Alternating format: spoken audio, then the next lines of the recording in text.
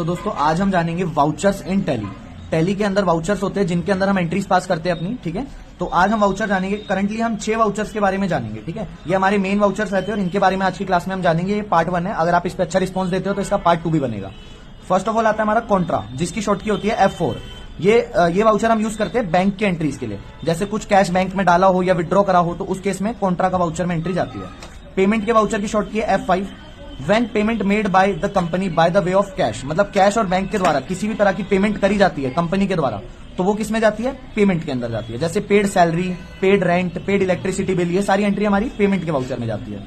अगला आता है रिसिप्ट, जिसकी शॉर्ट की आती है F6।